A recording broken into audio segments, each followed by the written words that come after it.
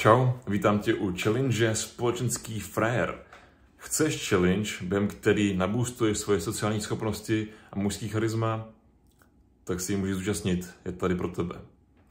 Cílem této challenge teda přesně bude dostat tě do stavu, kdy ty budeš lidi očarovávat opravdu tím, jak naboostuješ svoji energii, jak budeš sebevědomější, budeš se cítit uvolněněji mezi lidma, budeš se potom i těšit na to, až potkáš někoho dalšího a budeš s ním moct sdílet tu svoji energii, budeš veselější a oblíbenější ve svých kolektivech i mezi novými lidmi, který potkáš.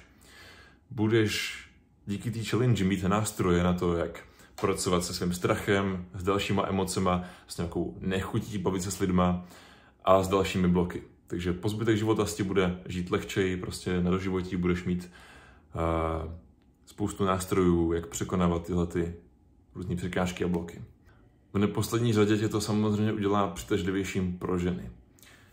Vždycky, když vidím, jak se chlapi snaží stát přitažlivějším tím, že třeba posilujou nebo vydělávají peníze nebo nějakým způsobem snaží být úspěšný a zvýšit svůj status, tak já vidím, že oni, ale vždycky prohrajou vedle chlapa, který oproti ním má víc sociálních schopností, má víc charisma.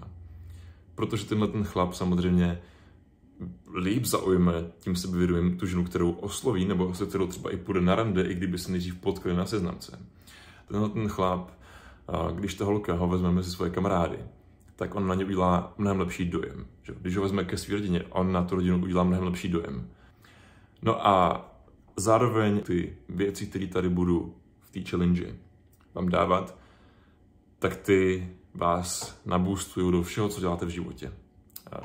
Nebo hlavně do vašeho poslání, do vaší práce.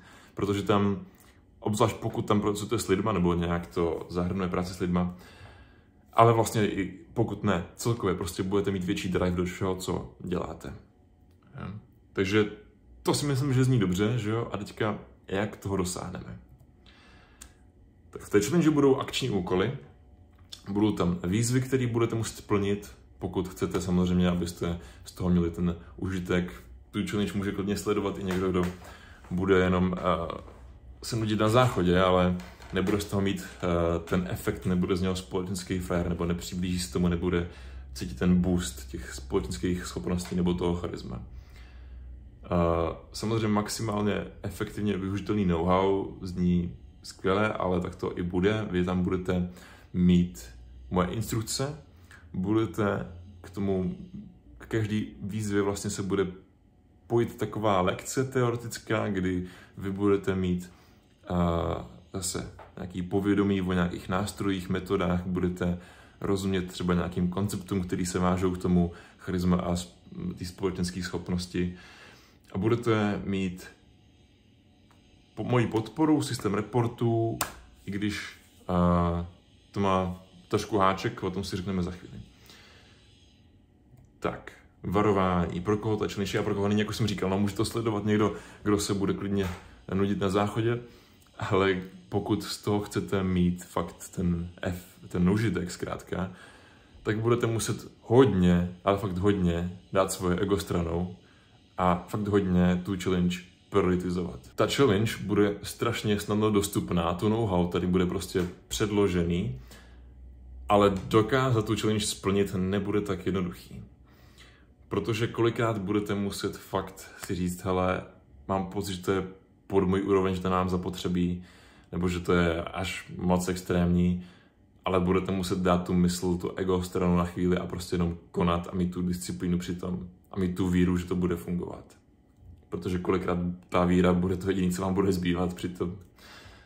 Ale jinak bych vám nemohl slibovat, že to bude mít nějaký fakt efekt. Tak, struktura challenge. Takže těch 30 dní, kdy ta challenge potrvá, bude rozdělených do 10 bloků s takovými dílčími výzvami.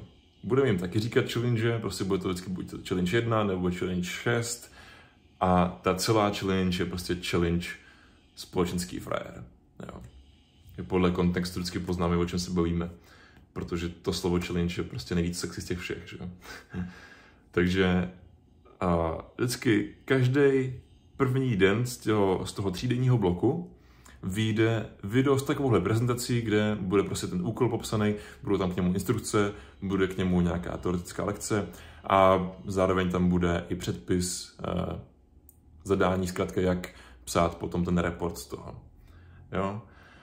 A já k těm reportům budu dávat podporu a ty reporty budete dávat do skupiny Kings of Love. Když je budete prostě ty challenge plnit těch 30 dní, opravdu svědomitě, zapáleně, tak vás čeká odměna, která bude fakt stát za to. Teďka, ta podpora ale a i možnost vlastně mít tu odměnu je podmíněná tím, že my budeme začínat v Kings of Love, tam budeme prostě prvních 9 dní, tam budeme první 3 ty bloky. A potom se přesuneme na novou platformu, která už bude spoplatněná.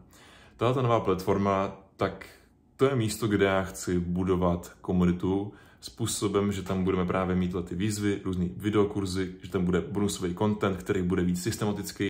Tohle to bude fakt víc transformační a vlastně bude to lidi zapojovat a ta platforma nebude na sociálních sítích. Ta platforma, já ji teda odhalím až později, ale tím, že to nebude na těch sociálních sítích, tak vy se budete moct soustředit fakt jenom na ten osobní rozvoj, když do té platformy vstoupíte. V té platformě budeme učit prostě sociální schopnosti, osobní rozvoj, do toho i to randění, seznamování se, třeba i sexualitu a další věc. A chci to právě předávat takhle už víc plošně, budovat tu komunitu a od toho bude tato platforma. Jo? Každopádně, kdo si bude chtít dokončit tu challenge, aniž by zaplatil za tu platformu těch 500 korun na měsíc, už nevím, jestli jsem to tady řekl, nebo je to tady napsané každopádně. Pokud to nebude někdo chtít platit, a nechce být součástí té platformy, která bude vlastně takový fórum, budou tam ty videokurzy a budete tam moc dávat příspěvky a bude to prostě taková fakt skupina chlapů, kteří na sobě makají. Pokud to nebudete chtít třeba hnedka do toho vstoupit, tak tu challenge můžete dojet zdarma, protože všechny ty videa budu dávat i vlastně jako formu propagace právě ty platformy tady na Facebook, na YouTube, prostě veřejně na internet. Plus vlastně my, kromě, to jsem ještě neřekl asi do té struktury, kromě toho, že tam budou ty úkoly a že budu vydávat ty videa a že tam bude ta podpora, že tam bude vlastně zpětná vazba k těm reportům, tak zároveň tam bude i možnost se setkávat, a to buď to na videohovoru, anebo i osobně. Vždycky k těm challengím, abych vás podpořil, abych vás vyhecoval, abychom na tom fakt mohli makat spolu, tak se budeme setkávat osobně nebo online, což těch prvních 9 dní to pojede pro všechny a potom to bude zaplatený bráno už za těch 500 korun. Jo. Je to v podstatě fakt, jako je to opravdu vlastně hrozně malá částka oproti tomu třeba, kolik stojí můj individuální mentoring. Můj cíl je prostě jako tvořit komunitu, nemít jenom pár klientů už, i když dál budu mít klienty, ale prostě chci dělat větší věci. Takže i proto tady jsme a doufám, že i vy chcete dělat větší věci a že se té challenge zúčastnit a že to budete kurva plnit, i když to budou kulervoucí a extrémní věci. No. Někdy to bude docela pohodka. Bude to i příjemný. Ale některé věci budou fakt těžké. Takže se ukáže, se oddělí zrno od plev. Tak a ta nová platforma, tak už jsem vlastně k tomu řekl asi docela dost. Já ji teda zveřejním ještě později, ale ta platforma bude takový jako místo, kde nebudete vyrušovaný těma sociálníma sítěma, bude tam takový fórum, kde lidi budou moct přidávat příspěvky, bude to zaplatený bránou, takže tam budou jenom lidi, kteří to berou seriózně, budou tam postupně videokurzy, v podstatě i takovýhle challenge další, který teďka budeme dělat tady tu první challenge, tak tam budou podobné věci, bonusový content a další věci, které ještě nebudu slibovat, ale máme v plánu a které tam budou, takže to jakoby, nechte se překvapit víceméně, co ještě tam bude, ještě o té platformě budu mluvit zvlášť dál, ale ještě neříkám, co to je, nechte se překvapit a challenge začíná zítra. Zítra v 10 dopoledne vyjde první instruktážní video k prvnímu úkolu. Kdo se chce zapojit, jdeme na to rovnou a tak. Zapojit se můžete kdykoliv k tomu, samozřejmě ta challenge tady bude online prostě stát nějakou dobu, ale abyste měli tu podporu, abyste vlastně na tom makali s ostatníma chlapama v reálném čase, tak to budete muset začít hnedka. OK? Tak jo. Svět nečeká, my taky ne, jdeme na to, mějte se, čau čau.